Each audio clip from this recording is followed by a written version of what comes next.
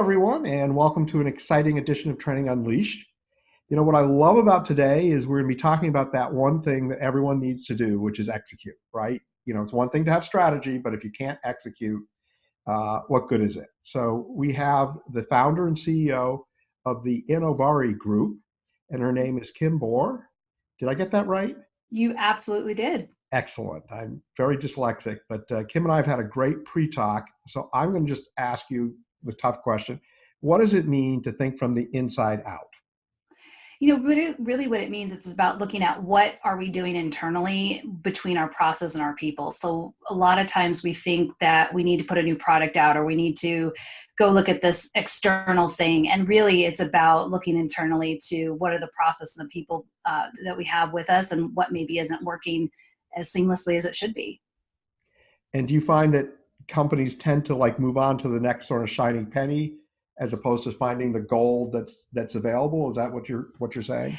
I do. And I find that a lot of times the people and the process side are two challenging components, right? A lot of Yeah. times people are complicated and a little bit harder to deal with and process. We don't want to get too down in the weeds, and yet those are the two most critical factors. And so they tend to get overlooked or perhaps just not as much time put towards them. And I think that those are really, really the biggest fallouts around execution.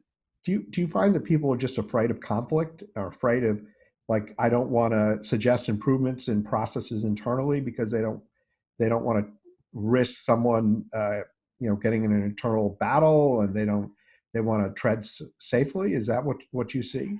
I think there's absolutely see pieces of that. I also see people with just, complacency. Well, we've always done it this way. Why do we need to do it differently? And I think that we get into ruts without even necessarily realizing it and just kind of go through the motions. Everybody is so busy these days. That word is just a really heavy word. And I think that because of that, things just get brushed past and checked off a list and moved on. And that's really becomes quite a problem. Yeah, and I see that all the time, and that's the very common thing. Well, because that's why we do it. Because could Mhm. you share with us sort of don't name the client, but sort of maybe an example of opportunities that companies have missed that you've helped them find? Yeah, so there's all sorts of examples to share. One in particular is really focused on an earlier stage, very well funded startup company, and really found themselves in a bit of a bind because their interest was growing quickly. And of course, they had their product very well engineered. However, the whole people side of the business was quite a challenge, as well as just the process side of, and specifically around communication. So what they were finding was that as they were trying to get broader word out on the product and really get more alignment internally, they really were starting to see massive hiccups in their sales and their marketing organizations in particular, because they couldn't understand how to really communicate more effectively. And when I peeled back the onion, if you will, it really came down to some really critical behavioral skills and talent that was lacking even inside that executive leadership team. And when we started to work with them and help them understand these two components and give them the skills that were missing, it became a completely different organization, and they were quite successful in their exit. But it really did come down to honing in on those two particular areas for them. So I'm going to ask you kind of a challenging question, but I think it's a really good question because I get asked this a lot when I do consulting and things. Why should a company use an outside person versus trying to do this themselves internally?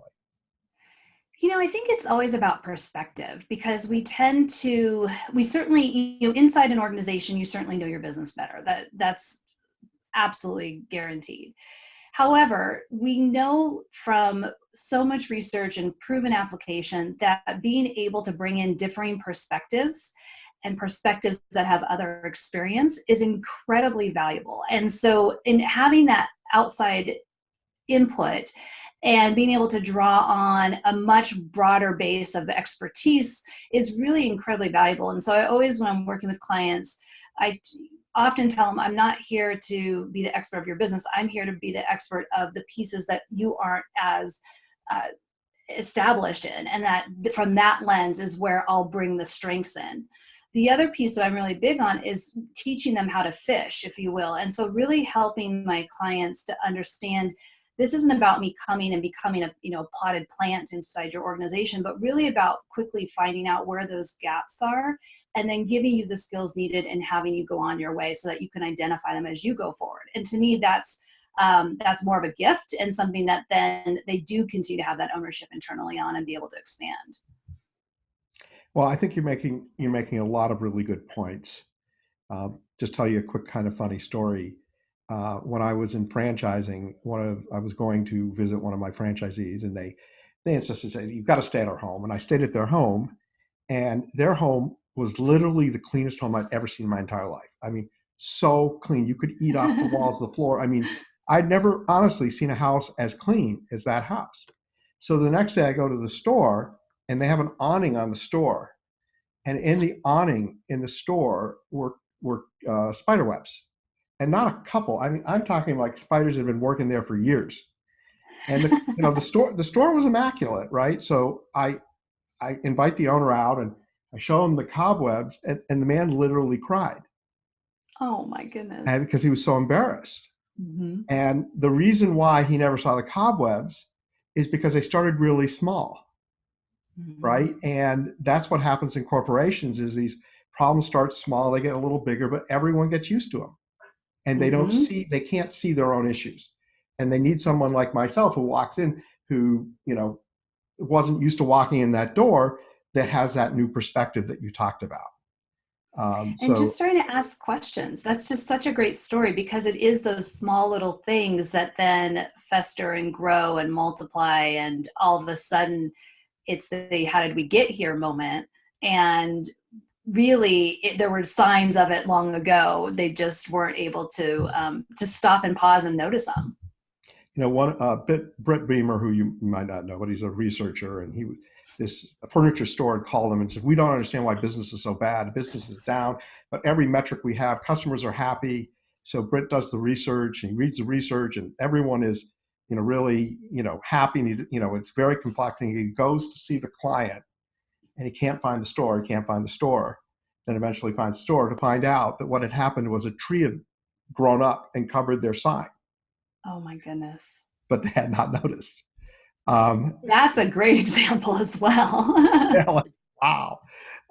So you have a term called walking the edge. What does that mean? Yes. So walking the edge is really about that fine line of trying to take advantage when we're in these high growth times, take advantage with moving through the market, acquiring the right talent, getting the product out right, along with the level of the mistakes that we can be making along the way, and being too aggressive to the point where we hire just to fill a position, but we forsake some of the values around what that hire should look like, or we end up we end up slipping around our metrics and some of the things that we would be more cautiously watching if we weren't in such a hyper growth type of situation. And so it's really about how do you walk that edge of finding that level of to push everything forward at the same time, not giving up the pieces that you really should be tracking and really stay on top of. Interesting. So is that like sort of like a prioritization matrix, or how do you go about doing that? So when I work with organizations, there's 7 areas in particular that I find it's worthy of caution or review. And so when I'm working with organizations, we go through each and we look at to what degree are they in their efficiency of doing these things? Are they finding that there's so many positions they really are just needing more bodies, or are they say no, we're willing to slow down the hiring process? And we look at in the sense of how do we rank each of those 7 areas, and then depending on where there's some challenges, there's extra tools that we might bring in and say, okay, you're feeling this strain in this particular area. You don't really necessarily have the right tool around you that's going to make it easier. Let's bring something in. And so there's some tools that we offer that that perhaps are the right fit, if depending on which of those 7 areas might be the biggest need for the clients we're working with. So it's some self-assessment, and then it's really equipping them with the pieces that are going to help them manage those 7 areas better as they're trying to remain competitive and grow. So I could see how our listeners who are in growth businesses are going to sit back and say, Mm-hmm. that's really fascinating, because it is tough when you grow to keep culture, to keep training the new people the way they should be trained, so the Mm-hmm. company keeps growing. What do you say to the company that's having hiccups, the companies that's not growing, what the companies that are maybe regressing? Um, It's interesting. I don't know if you will find this in the work you do, but a lot of times I find that the problems are often similar. They're still often around people and process. They're sometimes around not necessarily defining maybe not having their own values as clear, so that as they're filtering candidates through, they're not necessarily as aligned as they should be. Sometimes it's more around chasing too many shiny objects and really not allowing for the focus to be where it should be. I find that also it can be tied to organizations that have just been so insular. They haven't necessarily had their own professional network really developed. And so even from that company, and ownership and leadership standpoint, it's still important in all times to be growing that professional network to help foster the growth of your own organization. And so I think that a lot of times there's the similar challenges. They're just at the opposite extremes in those cases. well, it sounds like it's almost like a continuation, right? Where Yeah. the problems start while the company's still growing, but they fester because they haven't been resolved. Then they eventually win the battle, and the company starts to recede. Uh, Right. I think that's a good point. I think that's a great way to say it. And, for so many companies, they might, as you said, right, they may not, the times are good, so we're doing well. All of a sudden, it feels like things are bad. And if we're not paying attention to those particular areas, then when times become good again, we still may not be well positioned. And that's where I think you see a lot of organizations stumbling and not existing as long as they really could be. so I'd love to get your opinion on a, I guess, a philosophical battle that companies have. So when companies are growing, sometimes companies have the idea, we're going to grow and staff, because we Mhm. don't want to staff and grow, because if we get out over our skis, then we've got too much expense. We've got to cut people back. So we want to kind of be safe. We want to grow and then build the staff to support, grow, build the staff to support. And the Mhm. other point of view is, if you're in a hyper growth company, you have to hire better people that can take bigger roles. So as the company Mhm. grows, you have the people there, and you want to hire in advance so that you always are executing rather properly and effectively.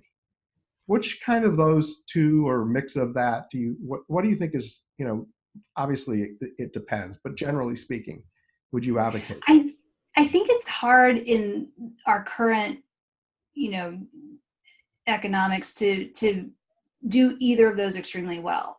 Because I think this last decade has shown that we are doing more with less, and that's the norm now. And so finding organizations that can really get ahead of it, as you described, I think is much more difficult.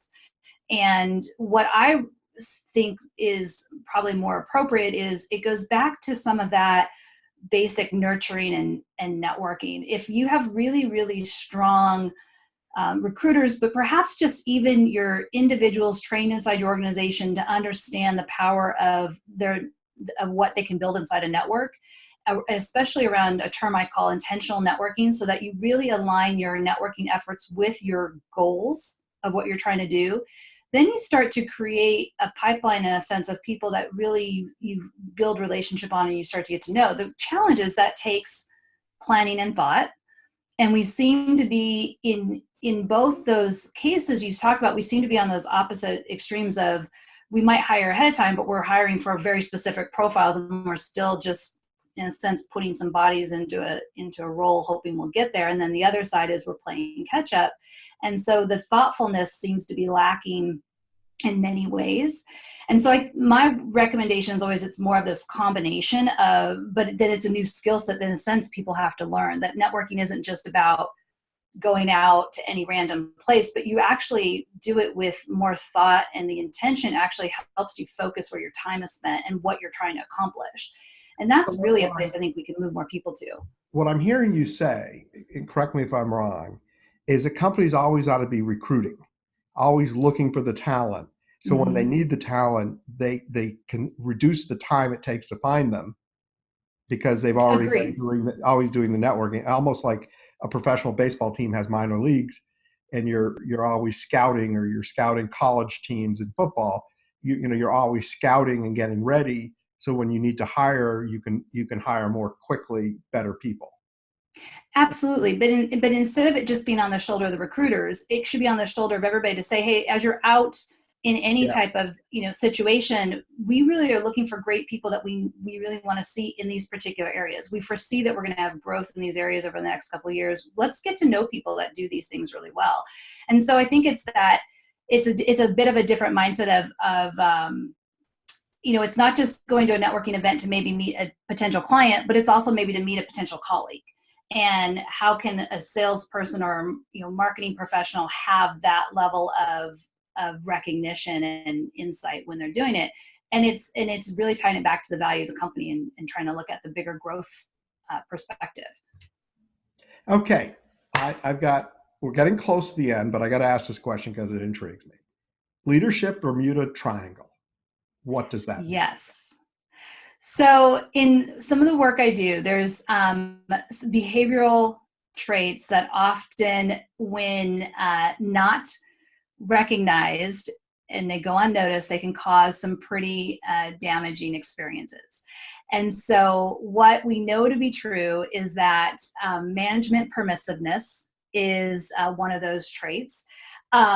Looking at I actually had made some notes on it, lack of clarity inside of the ability to lead and to message and to communicate, as well as the power of the communication skills. So those are the three areas that when we talk about this Bermuda Triangle, they're really tied to a leader's ability to lead well. And when those are out of alignment, and there's some additional factors behind it, it absolutely causes really high performing cultures to falter, and good work to just go undone.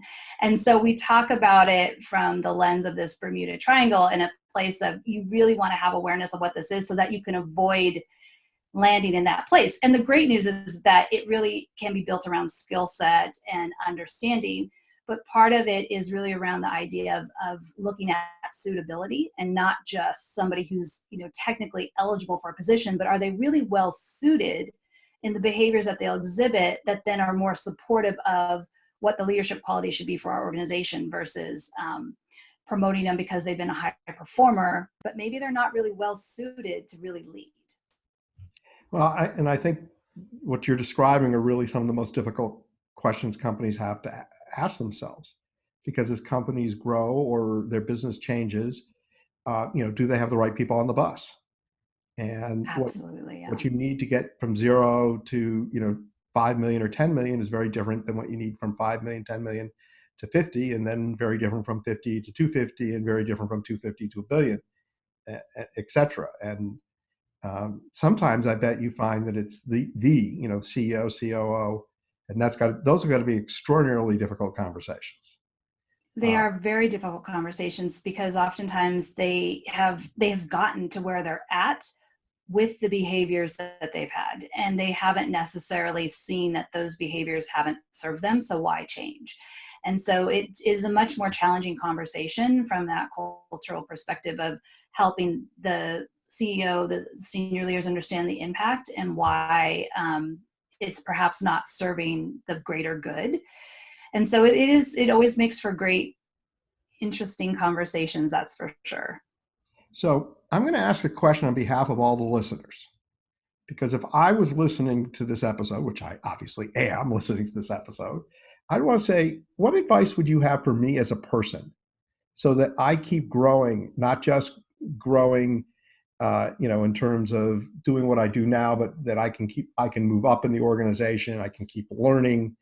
Mm-hmm. What advice, to a person, not to a company, but the people listening to say, hey, if you want to be successful in your career, this is sort of the advice I would give you. The advice I would give is really focused around take control of your own career destiny, your ownership of your role, accountability to where you want to go. I think oftentimes individuals expect the organizations to provide all of the resources, all of the tools, all of the career path. And the reality is that no two career paths are the same. What I did to get through my career is very different, and how I'd advise somebody coming up behind me. And so really take the opportunity to have the ownership yourself, and to reach out and do what you want to do, and start asking for what you want, and not sit back and have an expectation that your company's supposed to provide it to you. Hopefully they will be able to provide great resources. Really though, to make a difference, it's about you carving that path yourself and opening up your own doors. I love it. I love it. Sort of like have your own business plan for yourself. It really is. And Yeah. I think that that's what the expectation should be. When I've been talking with young, with students coming out of business school, in the fall, I was working with an adjunct role, and I was absolutely telling them the same. I said, the expectation is that you need to be driving what you want, and figuring out how you differentiate your career. Don't expect to go out and have people laying out the red carpet. It's really about you decide where you want to go and make it happen. Yeah. Well, this has been fantastic. We are now coming down to the end, and I'm going to, before your great offer, one tip. If you had to give one tip to our listeners, what would that one tip be? The one tip I would give would be focus on tracking your impact on a weekly basis. Look at what you do and how, whether that be what you do from a success standpoint, the hiccups you have along the way, but track those successes and take an opportunity every week to go back and look at them, because that's how you actually get to see not only the impact you're making, but really the confidence you're building. And it goes on to the comment we just spoke about. So absolutely track your impact, look at your successes, look at the hiccups you have, and really continue to learn from both of those as you move forward. I love how you approach it, because I think almost 99% of the population does the exact opposite of what you just suggested. Mm-hmm. They only focus on what they did poorly. They beat themselves up, they live in self-judgment, and it makes it hard for them to succeed. Where if you focus on, hey, what did I do well? Can I keep doing more of it? Hey, look at what I've accomplished, and feel good and proud. You build up self-esteem, which enables you to be more successful at work and more successful in life. So exactly. And if we think of it from lessons learned, we learn from both those things. We don't just learn from one or the other, Yeah, I'm a huge believer in living in positivity, living in gratitude, and just as a lifelong commitment. I love your idea. It was a great tip. So I know you have an offer of information and everything for our listeners. Please tell everyone what you have and how they can find it. So we have a great 3 different offers for the listeners to take advantage of. And the first offer is a checklist about 7 areas to look at for strategic execution. And then there's also a video tip of myself around how to implement some strategic execution tips very quickly inside your organization. And so you can go to the innovaregroup.com/training unleashed. And so that's the Innovare, INNOV as in Victor, ARE group.com/training unleashed. And you can find all 3 of those offers there, and they're all complimentary, and take advantage of whichever you would like. So tell us about where the name Innovare came from, and then spell it one more time. So it's INNOV as in Victor, ARE, and it's Latin for innovate, renew, grow. And so when I was starting this company many years ago, in its first version, I was really looking for something that resonated in that place. And I've always been about business and leadership growth. And I was Googling and looking at different Latin words. And so that was the one I landed on and have been very proud of. Well, that's cool. I like the history of that name. That's a great name. Thank you. Well, thank you for that very nice offer, and I appreciate having you as a guest. I want to take a moment and thank all of our listeners. We always love to reward those that stay until the end. So everyone have a great day, and Kim, thank you for being on the show. Thank you for having me.